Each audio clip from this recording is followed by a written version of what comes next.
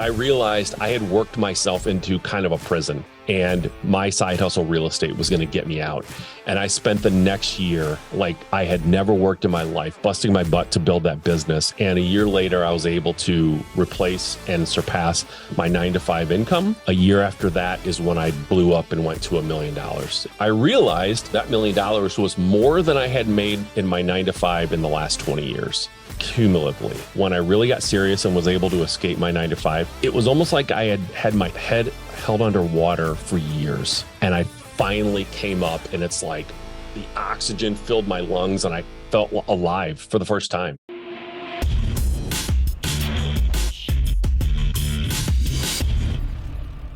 What's going on, everybody? Welcome to the show. My guest today, Mike Simmons, has shared the stage with Gary Vaynerchuk, Ryan Serhant, Jocko Willink, Russell Brunson, Walter Bond, Andy Frisella, Tom Ferry, and the list goes on and on. As the owner of a successful real estate investing company and also partner in one of the country's largest real estate mentorship and mastermind companies, Mike specializes in helping entrepreneurs create systems, processes, and automations that allow them to work on their business and not be a slave to it. Mike has personally worked with hundreds of entrepreneurs to help them optimize and grow their businesses. Additionally, Mike is the producer and host of his own online show and has conducted over 500 interviews with entrepreneurs, which is insane, who run 6, 7, and 8-figure businesses. He's a husband and father of 2 daughters and 1 son. Residing in Michigan, Mike is always looking for a reason to escape the cold weather and get to a beach. How apropos.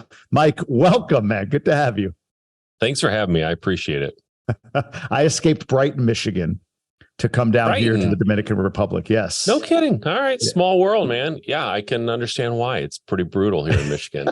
What part of Michigan are you in? I forgot to ask you that in our pre-show discussion. I'm in a little town called Clarkston, which is about an hour north of Detroit for people listening somewhere other than Michigan. I'm about an hour north of Detroit, southeast. We call that Metro. You're Metro. Metro Detroit. That's right. Nobody claims to live in Detroit. They always go, "Whoa, Metro Detroit," which is like every, county around Detroit. Whenever I get questions about, "Hey man, you live in the DR, is it safe?" I'm like, "Have you been to like the west side of Detroit?" Like you could find unsafe anywhere. United States, here, Baghdad, like you can find it no matter where you go. So we usually top the prestigious lists of, violence and crime and that kind of stuff in Detroit. So if you want real excitement, we're only a short drive away. So no worries. Yeah. Dominican's nothing, right? People are afraid in the Dominican to come to Detroit. That's right. I'm just kidding. Detroit's coming back. Everyone listening, if you're from Michigan, I'm not crapping on Michigan. It's coming back. It's definitely coming back. It is. It's a great city. So something that you do that I have a passion play for. I'm a more recent entrepreneur. I had this big W-2 career, left it a couple of years ago to really pursue this. So like I call myself a midlife entrepreneur. But I'm learning now to work on versus in my businesses. I'm learning the power of that. It's a great line. It makes sense. It's logical. But just like anything, like, hey, get in shape. But what do I got to do? Just work out and eat better. It's simple, but not easy, right? Mm-hmm. What do you see? What is it about you? How are you able to train people? Maybe it's something in your backstory, but you're training entrepreneurs to work on versus in their business. Give me an example of that and why that is what you do now. So I wrote a book, and this isn't a plug for my book, but it's relevant to what you're asking me. It kind of frames it a little bit. Sure. I wrote a book, How I Grew My Business to Over $1 Million in 12 months. Okay. That was a classic 6-year overnight success. So before I went from basically 0 to $1 million, I had started flipping houses, and I was doing it poorly on every level. I had no system. I had no team. I was doing it as a side hustle. In all fairness, I'm kind of like you. I'm a midlife entrepreneur. I didn't even start my real estate journey or my entrepreneurial journey until I was 38. And so I definitely I was working corporate, right? White collar job, but I was doing it really, really poorly. And I always say I was treating my business like a lemonade stand at the end of my driveway, just cash in a bag. And like, I didn't know what I was doing. And so I struggled really, really bad for 6 years because I was doing everything myself. I didn't have a team. I had no processes. I wasn't tracking KPIs. Like I was commingling funds, like just everything you can imagine that someone does wrong when they start running a business, I was doing. And what really, I can tell you the exact moment. I always say my business was born. I have a born on date and I have a conceived date. My business was conceived in 2008, right? That's when it was conceived, but it really wasn't born until about 2014. And by that, I mean, I started my business in 08 and I was doing everything wrong for about 6 years. And then around year 6, something very transformative happened in my life that caused me to get serious, to seek help, to hire coaches, to get really serious. And that's when my business exploded, right? What was that event? Well, I was working that corporate job. And I had for the last 6 years been trying to get this side hustle going, but not treating it really like a business. And I remember it was a Friday night, about 8 o'clock at night. I was in charge of a build. I was in automotive. Okay, it was an automotive company I was working for. We built seats for the big three, and we had the client in the building that night. And like I said, it was 8 o'clock on a Friday. We had worked all week, Monday through Friday. We didn't leave until 9 o'clock or later every single night because we were trying to catch up on a project that we were way behind on. And it's Friday. The guys haven't seen their wives and kids in a long time. And I'm trying to keep them motivated to keep going and let's get this done. And like I said, the client was in the building. And, I really hate when people won't say who it was. It was Ford. So if you like Ford, I like Ford. I have a Ford truck. But I'll tell you what, Ford was horrible to me when I was in the automotive industry. But anyways, could have just been one guy. But he's there. And he comes up and says, why are we so far behind on this project that you guys are doing for us? And I gave him an honest answer. And at the time, we were doing the builds, but Ford supplied the engineering specs. Like they were giving us the specs to build these seats. And I said, listen, we've had supply chain issues, right? Some of our suppliers have been late to get us parts, and we've had issues internally, but we have had some engineering issues. And those are things that we were given, right? And so things weren't matching up. And as I was telling him and giving him a very honest answer, he got in my face. I remember he got right up in my face. He was shorter than me, which is weird because I'm 5'8". This guy was like 5'6". Wow, me too. Wow, Napoleon complex, right? He got up in my face and he's like, "You are a bleeping liar." Bleeping obviously was an F-bomb. And I was like blown away. I was being very honest with this guy. We had been busting our butt for a week, working all hours trying to get this done. And at the end of this, he's calling me a liar. So I was calm, whatever. He's a client. I'm not gonna get into an argument with him. But I went and found my manager later on that night, and I'm like, Keith, what are we doing here? It's not, now it's 8:30 on a Friday. These guys are just exhausted. Like there's a point of diminishing returns. We're not really getting a lot done right now, and the client is being belligerent, and this is just no good. And he said, "You need to get your priorities straight." And I was like, wow, the second gut punch of the night. And I said, "You're right." And I walked out. And what he didn't realize was I wasn't really agreeing with him. I was saying, "You're right.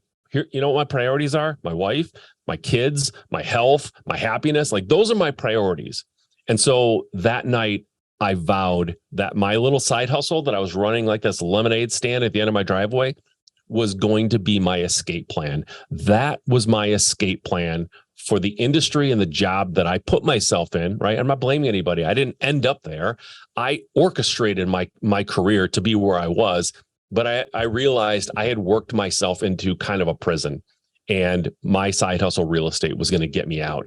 And I spent the next year busting like I had never worked in my life, busting my butt to build that business. And a year later, I was able to replace and surpass my 9-to-5 income. A year after that is when I blew up and went to $1 million in revenue, and not revenue. I take that back. I went to $1 million in gross profits, right? Not just like revenue is kind of BS, right? It's like gross profits. And when I did that, I got to $1 million. I realized, I did the math years later, that $1 million was more than I had made in my 9-to-5 in the last 20 years, cumulatively. So it was an explosion for me overnight. And it was very much like the most accurate metaphor I can give for when I really got serious and was able to escape my 9-to-5. It was almost like I had my head held underwater for years. And I finally came up, and it's like the oxygen filled my lungs and I felt alive for the first time, really. And that's it's kind of dramatic, but it's true. I have never felt more alive than when I was able to walk away from that job and work on my own terms. Man, you and I have to talk more, because that might, I mean, take automotive industry and make it auto claims industry, and very similar, very similar story. Like you said, coming up for water, and it's been incredible. I love that point about, I've said this, like, it took me 21 years to make like 400 grand a year. And then it took me a year and a half after to almost double that, just in my income, right? Like, just by you said it, building something while at the job, and then actually taking the risk, or not even a risk, actually stepping into, what I really wanted to do. For you, in that year that you took from that moment forward, you mentioned now you're starting to get serious. So what was the first, second, third thing that you did to get serious? Was it like you just wrote down a bunch of systems? Did you hire a coach? Like, what did you do to get serious right away? Yeah. Well, number one, I started dedicating more time and energy to it, right? It's sort of like when people say, I can't get good at, I don't know, whatever it is, right? Well, how much time are you devoting to it? Like, if you could watch that person who says, I just can't I can't, whatever, put a camera on them for a week and let's log the hours they're watching Game of Thrones, Breaking Bad. Like, how many times have they gone out with their buddies and they're not, so I started dedicating more time. Number one, every night when the kids and the wife had gone to bed, every morning before they wake up, and every lunch hour that I was at work, for that hour that I had lunch, or hour and a half, whatever, I was working at. That was number one. Number two, I started becoming more of a student. I started asking for help and going to people who had gone beyond where I was, right? Who knew the steps that I wasn't aware of. And then ultimately, yes, I did hire a coach and a mentor, and I joined a mastermind. And I can tell you, like, 98% of the reason I was able to do what I did is because I asked folks who were where I wanted to be, who would tell me, by the way, what I found in my local market. Number one, it's a bubble, right? And so the most successful person I knew in my local market was only a little more successful than me is what I was doing. They weren't doing that much, and they didn't have a lot figured out. It was when I expanded my network to be more like national, or talking to people who weren't necessarily in my hometown, and I found people who were running the business I wanted, and was able to sit down with them, because I was in this mastermind. It was a paid mastermind, right? So I was able to sit down and say, what did you do? Like, tell me what you did to go from where I was to where you are. And they broke it down for me, and they kind of gave me a blueprint. And it was like, not only what they did right, but maybe as importantly, or potentially more importantly, they told me what they did that didn't work, right? So I didn't have to go down those roads myself. And so the saying that I like to use, and I made this up, but it really does illustrate my point. I used other people's hindsight, right? They say hindsight's 20/20. I use their hindsight as my foresight. And when you can take somebody's 20/20 hindsight and use that as your roadmap going forward, that's so powerful. The power in that is so unbelievable. Way more. I always had this feeling too, by the way, before I did this and before I got serious, my mentality was, I don't need to pay anybody for information. Like, we're in the information age. There is something called the Google, right? I can Google anything I want to know. But the great thing, or the bad thing, the double-edged sword of Google or the internet at large is, yes, everything is probably out there. Everything I was taught was out there somewhere, but it's a needle in a haystack. There's a lot of bad information out there too, or misleading information, or people who are spewing information from their basement and they don't know anything. They've not done anything. They're sort of full of it, right? And so when you hire a coach or a mentor, or you join a mastermind, you can really curate the best of the best. And that's the group I was in. I went from refusing to pay for coaching to paying an extremely high amount for coaching, right? Like, there was no middle ground. I didn't hire a $500 coach. Like, I went from zero to several thousands of dollars. Yeah. Yeah. I think I was just counting it up. I think for this year, I think I'm at, let's see, 65, 80 grand in coaching and mentorship and guidance and consultants, all of that. this year, which is insane when I say it out loud. Like that blows my mind. I mean, everybody I know who's successful would that. have a similar number or higher, or maybe lower if they're just starting. I went from 0 to 25,000. My first paid membership or coaching, whatever, $25,000. And here's the thing. There wasn't a lot promised. There was, we're going to meet 4 times a year and we're going to exchange ideas. That was really all there was. Right now, it's, the same mastermind has Facebook groups and meetups and tools and video courses and all this stuff. I had in our mastermind that I joined, there was one guy, because everyone else had just joined, right? We were all trying to figure it out. One guy was in it who was running the business we all wanted. And he just told us what he was doing. It was it was almost like Native American kind of passed down information. There was nothing really written. It was just like, he just told us what he did. And if you're hungry enough and you want it enough, you don't need 5,000 tools and 100 million videos to watch. You just need the information to go from where you are to the next step of where you want to be. And if you take that, like I have fear, metaphorically, I've given people the tools to build a house. And if you give 2 people the tools to build a house, the power equipment, the lumber, everything, why does one person build a beautiful house and the other person blames the tools, right? So I just wasn't the person who would blame the tools. And by the way, I wasn't given power tools. I was giving rusty hand saws and jaggedy wood. And I had enough and I figured it out. And that's what it's about to me. That's why you mentioned in the beginning that I teach people automations and things like that.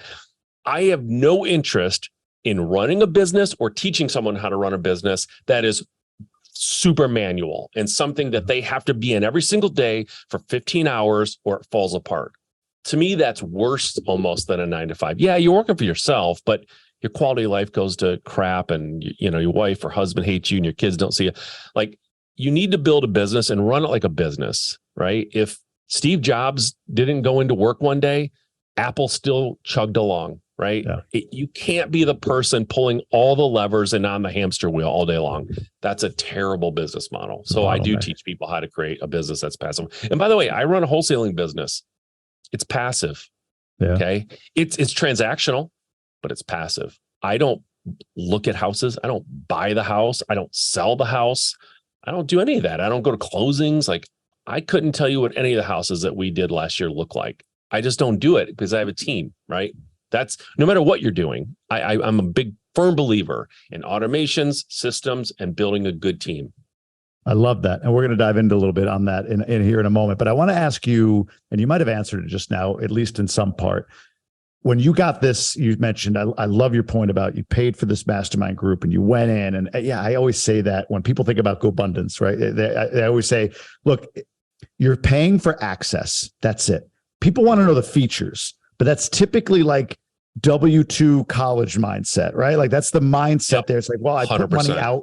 Where's the thing? Yep. I need the tactile. I need to feel it and see it. And how many, like you said, how many videos, how many courses, what's the structure? And it's like, no. There's a room full of guys that want to help you. We talked about Gary V at the jump here. He did a post yesterday as we're recording this. That was him with like 4 or 5 other marketing people that he pays like 15 grand to get together with. He doesn't pay. He just buys dinner and wine. And it's like an expensive night out. He's like, I don't know what comes of it. I don't care. I don't care if I make any money up, but like, there's people here. We do this every year, once a year that, they partnered together or there was an introduction made or whatever. And in 6 years, I might make a $10 million client based on this meeting today. But to your point, it's showing up and extracting info. Rant over. Question is, those people that you got around in this first mastermind, you mentioned that they gave you the blueprint. Was there anything thematically that you took from it? And this could be specific to real estate. It could be more higher level, like you mentioned about, building teams and not being the bottleneck in your business. Maybe that was one of the themes you got from these entrepreneurs. But I'm curious what you extracted. Do you remember 2-3 lessons or whatever that you got from these folks that really impacted you? Totally. So is it okay if I say the name of the group? Is that an issue? Oh, I don't care. Yeah. Open source. Okay. It's 7-figure flipping. And the reason I want to say it is A, it's still in existence. And B, I'm a part of it, by the way, full disclosure. I am like I'm an owner. But it's still in existence. But you're right. The people, I've had people, or I've been on like discovery calls or whatever, just talking to people in general about the group, and they'll go, well, what do you get? And I'll go, well, we do events, we have this, and they'll go, well, what else? I think, well, okay, well, we also do this, I guess. This is important. We have, accountability. And they'll go, what else? And it's like, it's exactly what you're saying. It's a W-2 mentality. It's like, what else? Like I've already told you way more than you would ever need to be successful. Way more, right? Yeah. But what did I learn thematically? Hiring, I was so far off on hiring. I thought I had this circular logic going. I thought I'm not big enough to hire. I'm not a big enough company to hire, but I can never get to the size company I want to be unless I get some help. Yeah. It's like this terrible. Yeah. It's like a chicken and the egg, right? Yeah. So hiring, how to hire, when to hire, who to hire for, who to hire was important for me too. I didn't know who to hire first. I didn't realize I need to look at my skill sets. I need to look at my business. What do I hate doing? And what am I bad at? Usually it's the same thing, right? That's what you hire first. Don't hire the thing you're great at. Like hold on to that until you're to that point. So hiring was one. Systems and processes for sure. I would reinvent the wheel almost every single time I got a property under contract. It was ridiculous how I just kind of like rethought everything. I was like, let's turn the table over and start over, right? That was insane. And then big one, KPIs. Now, for most entrepreneurs, we don't have a lot of attention span sometimes. We get bored easily. Looking at spreadsheets too long makes us glaze over, right? We hate it. And so one of the easiest things to do when I'm talking to a newer investor who kind of got to a point, but they can't get past it, you start asking them numbers about their business, ask them some of the numbers, and they inevitably don't know because we want to buy properties. We want to buy properties and sell properties and move and shake and do all the exciting stuff. But when it comes down to filling out these sheets and like go back and research what's my marketing doing for me and how many calls does it take for me to get an appointment and how many appointments does it take for me to get a contract, that kind of stuff makes us our eyes cross. And so I learned how to implement KPIs into my company, which KPIs were critically important. And that alone helped me. It's like flying a plane, right? You can get off the ground. If you're a pilot, getting off the ground isn't the hardest thing in the world. And once you're at altitude or whatever, once you're flying, pretty easy. But if I take all the instruments away from you, you don't always know if you're ascending, descending, if there's a mountain coming, you don't necessarily know that. So the instrument panel helps you stay safe from not hitting things. It helps you know when your company is getting better with revenue and profits, when it's getting worse, what's working and what's not working. You can do more of the marketing that's working, less of that's not. So KPIs, putting those in my business was revolutionary for me. I was like, holy crap, that's not working. I thought that was bringing me all my money. And turns out it's not doing crap Jack for me, shit. right? Yeah, right? Jack shit. All right, I never know when I'm on a podcast. I forgot to ask. Yeah. Drop them. Yeah, I mean, I'm not a big cusser, but yeah, it didn't do shit. Like I didn't realize I was putting money into the wrong things. I was, so KPIs was really huge. Here's one that no one's going to want to hear, but I'm going to say it because it matters so much. And I learned the hard way on this. Once I started building a team, and this is where everyone's going to go, they're going to try to hit that 30-second forward thing. Company culture. When you start building a company and you're bringing people in and you're hiring and managing and leading, if you don't know what the pulse and the feelings and the satisfaction level and the gratification of your people, you're going to have a turnstile for a company. People coming and going, and you don't know why. Because I ran an absolutely horrible company to work for when I started hiring, because my personality is I don't need a lot of small talk. I don't need any talk at all, honestly. I've taken enough personality assessments to know that my social ability is like zero almost. So I don't need to come in and go, how was your weekend? How's your son doing? He had a game last night, right? Like, did you watch this episode? I just come in and my first words are like, what are we doing with this? What happened here? We need to do this. And so I was all about push, super high energy, super competitive. And when I brought people to my company, I sort of just like treated them the way I would want to be treated. I don't need someone to say, good morning, how are you doing today? I'm fine if they say, hey, where are we at with this property? Did you call that guy? Like, I can jump right into it. Most people have more of a human nature. They have more of a soul than I do, and they want to have some connection. And so I had to learn how to lead people the way they need to be led. And not everyone needs that. I have a dispo guy, right? He's like me. He doesn't need for 1 second to me to say, good morning, Connor. How was your day? In fact, he gets antsy. He wants to get into it, right? I have other people who I know for a fact, if I don't start with a social component to my conversation, they're going to think I'm being a jerk. So I had to learn how to lead people. I was so turn and burn. If you didn't hit your numbers in 90 days, gone. And I wasn't a good mentor either. I didn't teach because I'm impatient and I don't need someone to lay everything out for me. I can figure it out. I thought everyone could figure it out. So I'd go, here's the ball. There's the goal line. Get there. I don't care how you get there. Just get there. Right. And some people look at it and go, well, I don't even know how to run plays. Like, I don't know what you want me to do. I need some structure. And I didn't manage like that. So many things, but company culture is important. If you don't know what your company culture is, or if you think it's not important, I can almost guarantee you your people are not as happy as they could be because you're not paying attention to it. Anything you don't pay attention to, dies eventually. That's a great way of putting it. I love that. What was your first hire and how did you pay for them? First hire was what we call transaction coordinator. Transaction coordinator, if anyone listening doesn't know, in a wholesaling business, you get a purchase agreement with a seller. That purchase agreement goes to title, and title starts doing all their discovery and see if there are any title issues. The transaction coordinator basically takes all the documentation, gives it to title, and they work with title to get to the closing table, right? A lot of details, a lot of paperwork, a lot of checking the accuracy of that. I'm bad at that. I don't have detail in my makeup. So I hired that person. They worked part-time, and I just paid them a regular salary. I think at the time I was paying like $11 an hour or something to this person. And it was because it was what I really hated to do in my business. And it was where we were slowing down and bottlenecking big time. And it's almost physically painful for me to have to deal with paperwork and checking accuracy and going over a HUD and making sure all the numbers are right. Like, I am the last person you want to do that in your business. And so I was not doing a good job in my business. I hired that person. It was a huge weight off my shoulders. Second person I hired, salesperson. Because when I was getting calls from the marketing and things that I was doing, I would look at it sometimes. I knew it was a marketing call and I'd let it go to voicemail, like cardinal sin, like total huge sin. I'd let it go to voicemail because I didn't want to talk to them. I don't like doing that part of the business.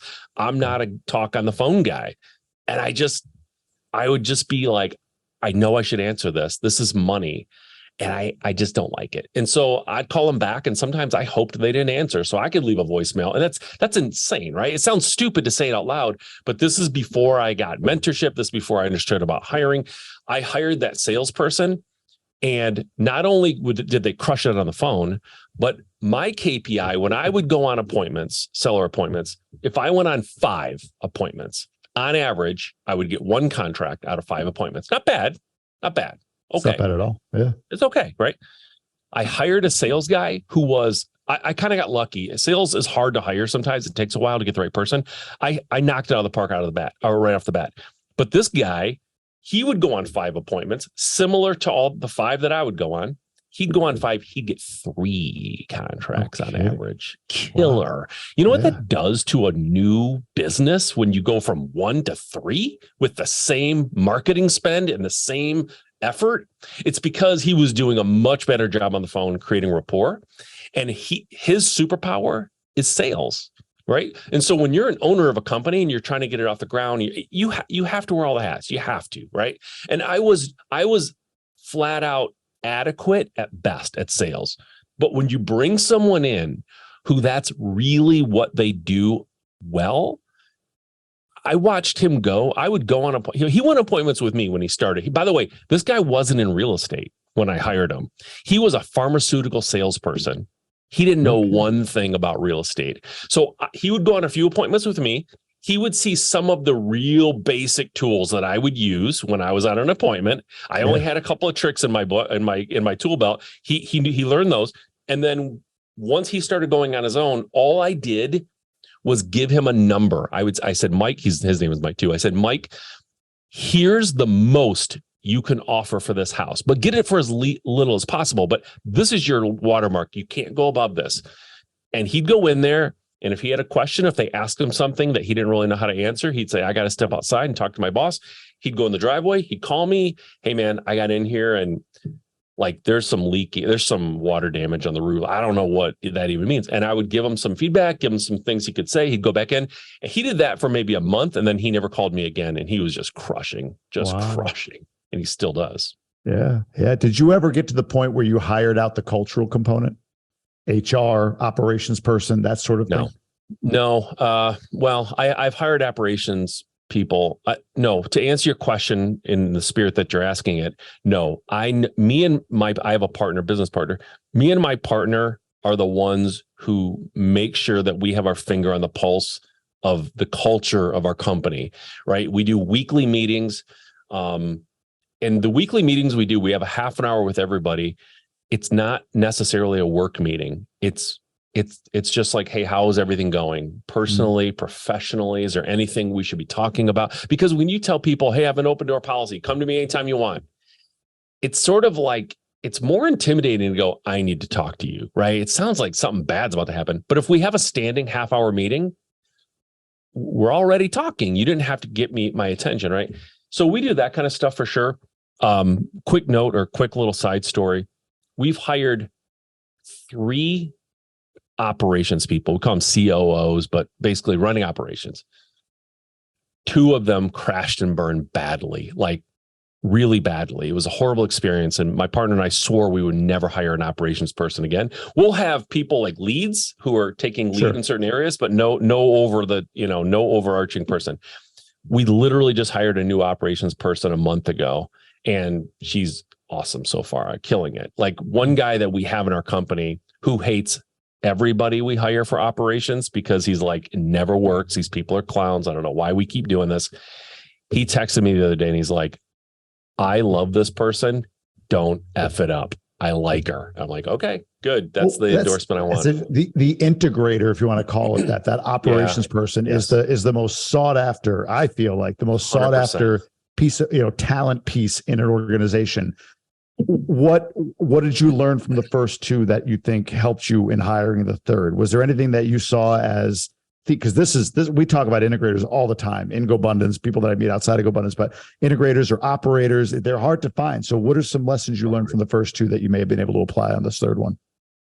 The first one, what I learned from the first one, he was a friend or a past friend of my partner. And I interviewed him, my partner interviewed him. He didn't have a lot of real estate experience at all. And I saw red flags during my interview process, just questions, the way he answered them. And I ignored them and just trusted my partner to like, okay, you know him better than I do. If you say he'll work, he'll work. And my partner would tell you this too. I'm not really talking out of school here. He pushed hard because they were friends and he wanted to believe this guy was gonna do a good job for us. He got in our company. At the time, we had a physical office. We don't anymore. We're virtual for our team, but we had a physical office. He would go into the conference room, close the door, put on, headphones, and just be on his laptop all day. He wasn't interfacing with anybody. He wasn't shadowing anybody. Like, he was real hands off and he wasn't really working hard. The second guy, I knew him. He wasn't necessarily a friend, but he's somebody I knew from when I was getting started. And when I was getting started in real estate locally, he was the rock star. He was the guy. Everybody wanted to be like this guy. And but he also worked a corporate job the entire time he was doing real estate, but he was like a C-level guy, right? He was making a lot of money and he kind of ran a real estate on the side, but everyone was like in awe of this guy. Well, he downsizing, whatever, he wasn't working. I found out and I'm like, we got to get this guy in our company. He is a rock star. I don't care. We just got to get him in. And I hadn't talked to him really in about 6-7 years. So we brought him on. First sort of thing that was a couple warning signs is he negotiated hard for a high salary, negotiated really hard. And I just thought, this guy's going to be worth his weight in gold. So we caved a little bit. He got in the company. First thing he asked us, day one, he said, can you guys order me a desk that goes up so I can stand when I work? And I'm like, all right, he's older than me. He's not an old guy, but he's older. But I'm like, that's kind of weird. That was his first priority.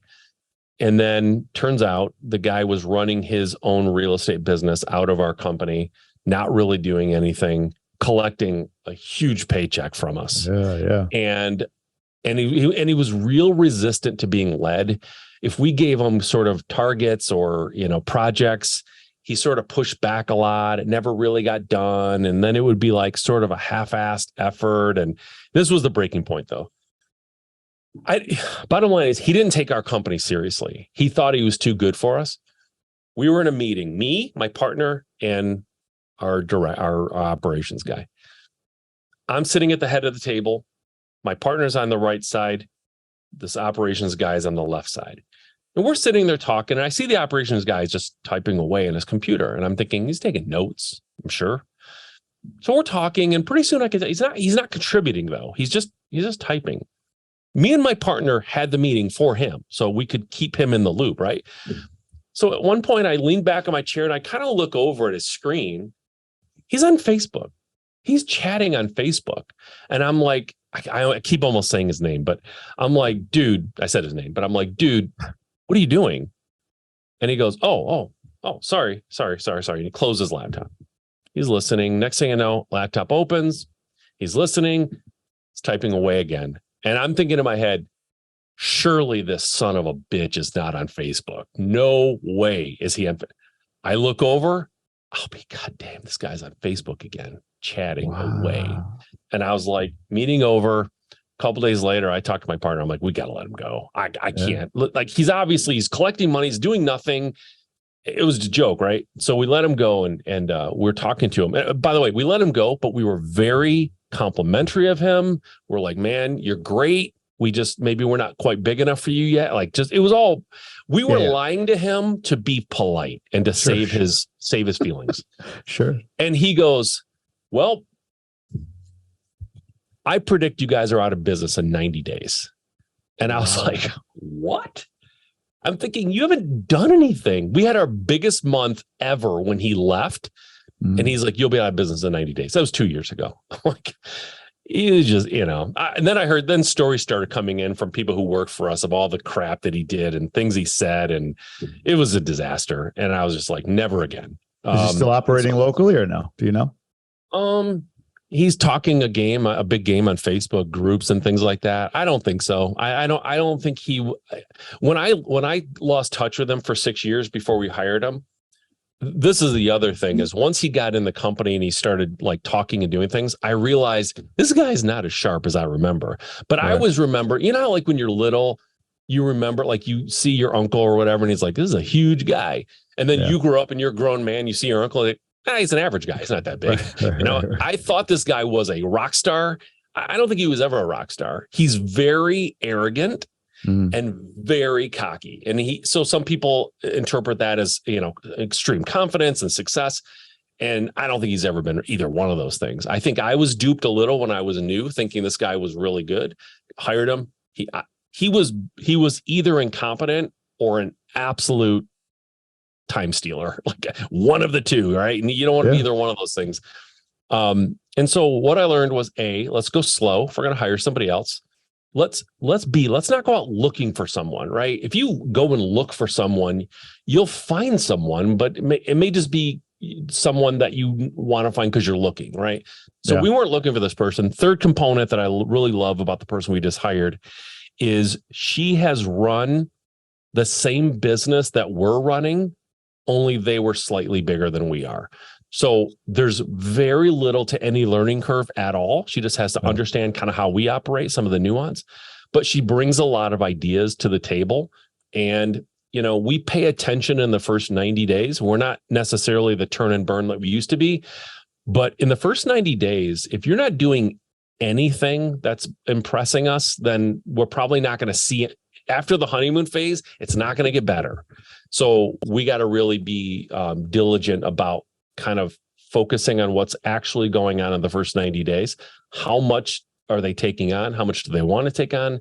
How much are they actually doing? And the first two people really weren't doing anything. And we let it go because we thought, we'll give them a long leash here. We're not trying to be, and we were burnt a couple of years ago. We were fresh off of being burned because we were such tyrants and so hard on our people that we were probably too easy. We kind of, the pendulum swung the other way.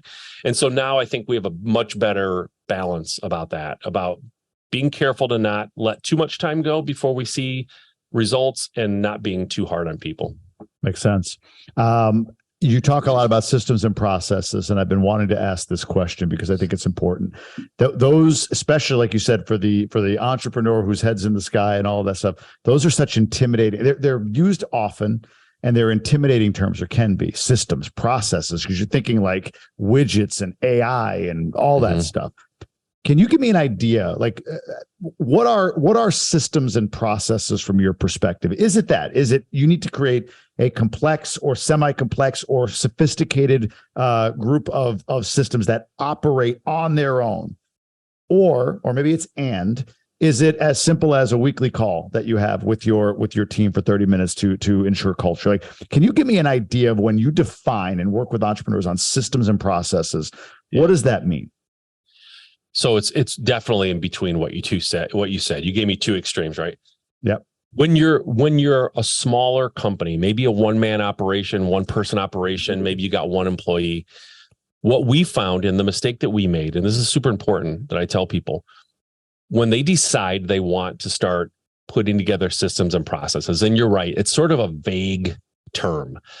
But when they decide they want to start doing it, the last thing they should do is put together complex processes and overly comprehensive workflows and manuals and all this stuff, because a newer company, a smaller company that's not been operating very long, you are very fluid. Your process is going to change. So by the time you finish this complex process of putting together manuals and all this stuff, it's probably not valid anymore. You've decided to go a slightly different route, or you're handling things differently. So I'm not trying to give you a vague answer. I'm going to give you a very specific answer, but it's important to understand a newer company versus a kind of a sophisticated, or not sophisticated, established, a more established. Thank you. That's the word. A more established.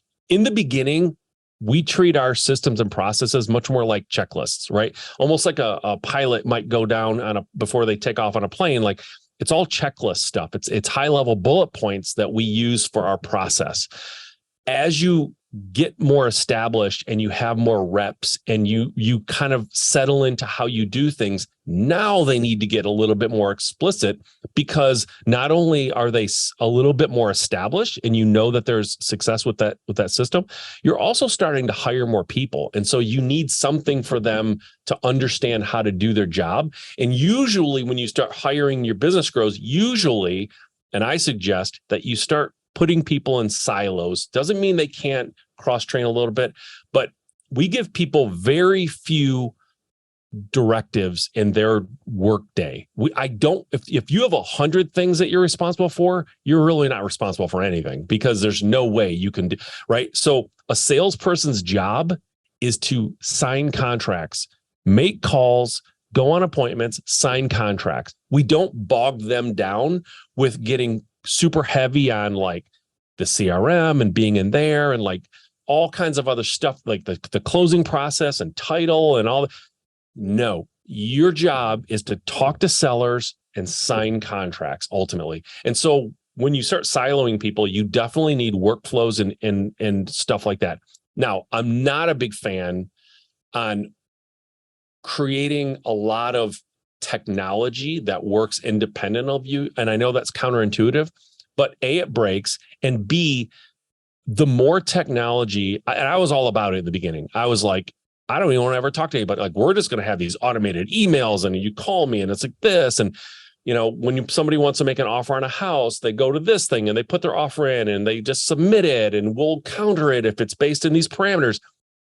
There is a human element to what we do in real estate. It really is a human being to human being business. And the more we try to take humans out and fully automate it, the less profitable we became and the less deals we were getting. And so most of the automations and systems are when a call comes in, for example, how do we answer that call and what are we trying to get? Now, I don't like people using scripts when they answer calls in my company. They start with a script, but here are the bullet points. Here are the things you want to try to find out. And I need to hire someone who's very good at creating rapport, and they'll figure out how to create the rapport and be liked and find common ground.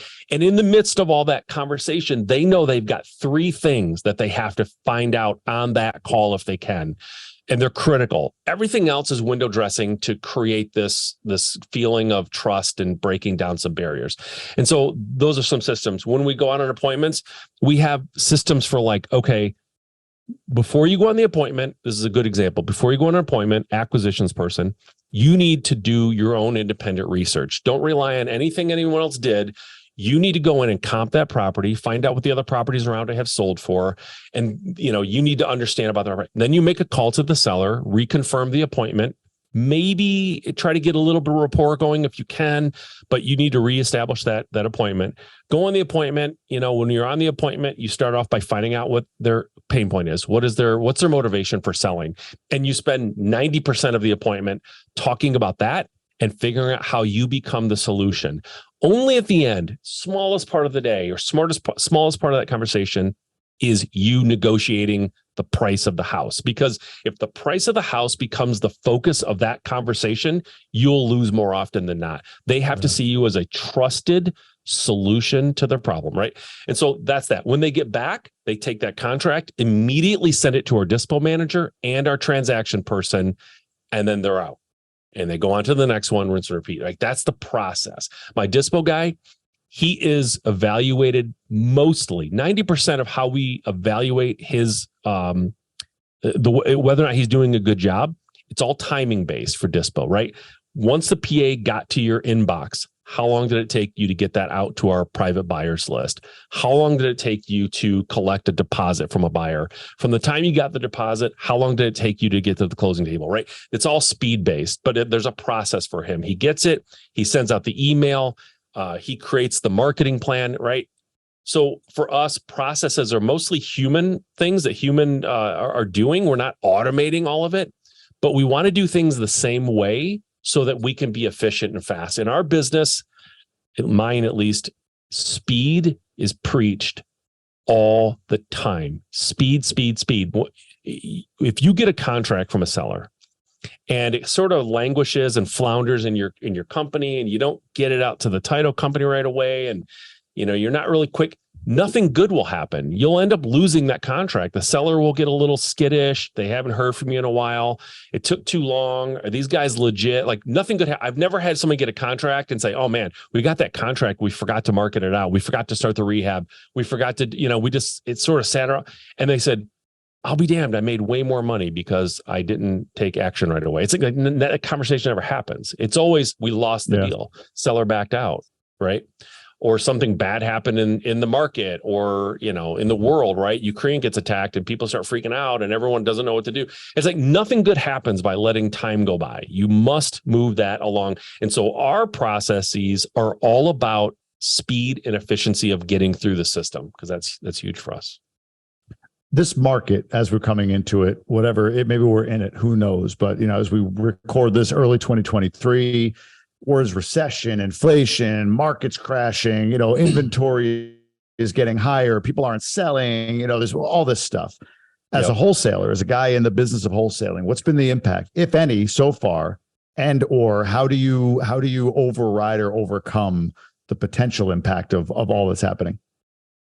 First of all, I want to say very clearly to everyone, what's happening in the market for investors can and should be a very, very, very good, profitable time for us. If you were to, all the things you just said would have been said in 2008, 2009, right?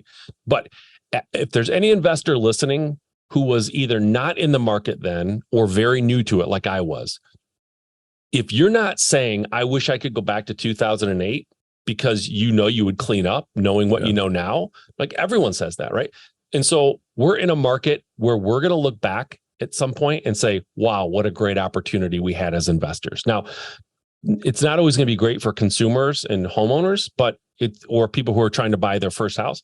But for an investor, it's great. And for me, the biggest impact I have right now in my business as a wholesaler is a lot of house flippers are starting to get nervous and they're getting a little conservative and skittish on buying. But in a time like this, you've got a couple of types of buyers as a wholesaler. You've got the hobbyist, someone who buys a couple of houses a year. They kind of do the work themselves. It's sort of like, mom and pop operation. Those folks are pulling back. They're not making offers, and they're definitely not making low or high offers. Then you have the professional house flipper, the guy or gal who's doing 30, 40, 50, 100 flips a year, and they don't have a plan B. This is what they do, right? And I have those guys on my list. And I just had a conversation with one, and he's like, I will keep buying. I'm going forward. Like, this is not going to stop me. I'm actually pretty excited. We got some things. So you have those folks. And then you have the institutional buyers, hedge funds and things like that. They're definitely still making offers, right? They understand that as prices go down, they're buying more and more because they're doing buy and hold a lot of times anyways, right? So interest rates go up, prices go down. It's all good for them. People are running to rent houses. And so what you have to do as a wholesaler is get more professional house flippers and or hedge fund types on your list. So that means you need to work on building your buyers list, building a better buyers list. Because if you tell me, and I get this all the time, I'm a wholesaler, my buyers aren't buying. Yeah, you have a shit buyers list, dude. You have a bunch of hobbyists on there who only buy 2 or 3 a year tops. And of course, they're not doing anything because they have a 9 to 5. They don't need this money. They're going to hold off because they don't want to make a mistake. You need the folks on there who have no plan B. They burnt the boats already. They're house flippers, and that's what they're going to do. That's what they're built to do. So that's really the impact. And then the other thing we're doing in our company is we are starting to buy and hold, but we're not doing it as a landlord. We're buying properties outright with cash, and then we're selling them on terms to buyers. And so we're kind of getting the benefit of that cash flow without toilets and leaky roofs and vacancies and all that. I mean, we're people who can't or don't want to get mortgages or have always been renters who want that home ownership. That's who we're appealing to. And so that's going great for us. That's our focus right now, even more than wholesaling, because the need is incredibly high. And it's just a great model. So are you funded or are you self-funded for that model? Both. We're self-funding some of them. We're raising private money for others. Raising the private money is going to do the bulk going forward. Sure, we don't have unlimited funds, but right. But it's arbitrage. We're borrowing lower than we're owner financing it out for. I'm curious. Are your terms greater than, lower than what they could get at a bank right now? Greater than. Okay. But here's the key. These folks that we're selling to, they're renters right now, right? Yeah. And so if we buy a house in a neighborhood and we look at the rents of the neighborhood and the rents are $1,500 a month, we price the house so that payment is very close to or below $1,500 a month. Yeah. And so our rates are higher, but like when you go to a car dealership, they don't say, how much total do you want to spend on a car? They say, how much can you afford to pay every month? It's a monthly purchase. Yeah, absolutely. It's a monthly purchase. And so they're paying us $1,500 a month for a house that they own and not rent. Our rates are higher, but they don't care. They want to know what their payments are going to be. So, but there's Dodd-Frank. You have to be careful, right? I'm not saying it's a Wild West and charge them, so you have to be, compliant, but we're within the rules and we're charging higher than what they would get at a bank. But most of these folks can't or don't want to get a mortgage for whatever reason. They might be in a cash business. They might be an entrepreneur themselves. And you know how that goes, right? $1 million in the bank. They don't care. How much do you make every week or every month reliably that we can see it's like, no, I don't work that way, but it makes it hard. We're not easy to loan to. So, and we build a buyer's list, like a separate buyer's list. It's a Facebook group. And when we get a new property, we put it in this group. And these are all people who have identified themselves as people who want to buy on terms from us. And we put it in this group, and it's like a feeding frenzy. People are going crazy for it. So as the market gets a little bit rough for some people, we're building this business that has insane demand, that is independent of house prices and rates. I mean, I love this. I love the story of the business you built, because I resonate so much with it. Like the bag of cash, you said, lemonade stand thing, that hit me like, I write a newsletter every week to explain like the lessons I've learned. And a lot of it is to reveal what you said, especially for somebody looking to leave the 9 to 5. It's like, it ain't, I don't know. Maybe some people, it's like, wow, this person is like engineered perfectly. Like they had a spreadsheet, everything was organized, and they stepped out of job and over into entrepreneur, and they were just chugging along as a machine. But the reality that I've seen, and to your point, getting exposed to other entrepreneurs in a group like Gobundance or Masterminds, and then just becoming one myself, is like, you kind of throw shit at the wall, shit comes back, you survive. It's like, okay, you keep rolling, and then you start to, okay, let me put some pieces together here, hire somebody, all of that. So I love the story. I love the vulnerability. So I appreciate that. I'm curious about, I don't know how recent it is, but I'll say more recently, you've got a book, you're speaking on stages with some big names, the Gary V's and Russell Brunsons of the world. What is the motivation for that? Is there a business imperative there, or do you just love it? Both. I love it. I started speaking at an event called Flip Hacking Live about 7 years ago. And I really do love talking in front of people. And so it's truly a split focus. I definitely want to help people. I absolutely love watching the light bulb go on with people, having people text me and say, oh my gosh, I saw you on stage and I took action, you inspired me, whatever, and they do something good. I also do coach people and have my own course that I have. And so some of it is that, driving people to that so I can help people out. But I was speaking on stage for years before I had anything to tell them to go check out, like, because I do love it. I like talking in front of people, and I like helping people. And you know how it is. You speak on stage in front of a lot of people, you get off stage and people are coming up and thanking you and asking you questions. It's a rewarding, kind of feels good, right? And it helps people. What can you tell the story of you mentioned Gary V? How did you get on a stage with Gary V specifically? It's so Gary V. If you follow the guy and you like him, this is the most Gary V story ever. So I have a podcast. I've had it for years. I started in 2013. And at one point I said, what's the podcast called? It's called Just Start Real Estate. Just Start Real Estate. And so I had that, and I found Gary V. He stumbled into my life at some point, started really watching his stuff, loved him. And if you listen to him, you know how he is. He's like, just pick up the phone, start calling people, like whatever. Right. So I just cold DM'd him and said, hey, I'm a big fan of yours. I've been following you for a while now. Super inspirational. Would love to get you on my podcast. If you'd be interested, or like whatever. He didn't respond. But like 2 days later, his company, VaynerMedia, reached out to me and said, we're having this event called Agent 2021, and we'd like you to be a speaker. Trust me, there was absolutely no reason they would have reached out to me if Gary V hadn't got my DM. I know this is what happened. He got my DM. He saw it and he's like, well, who is this guy? He started getting into me, digging in, looking me up, finding my podcast, whatever he did. And at some point, obviously had this thought that, this guy has something to say. I like something about him. I'm going to see if he wants to talk. And I got on the phone with their folks. And next thing you know, I'm in Miami at the Dolphins football stadium with a bunch of people, including Gary V. And I'm talking in front of a humongous group of people. I don't remember how many people were there at this point now, but it was thousands, awesome. Though, plural, thousands. Such a well-run, and you're in the Miami Dolphins stadium. It was awesome. It was super cool.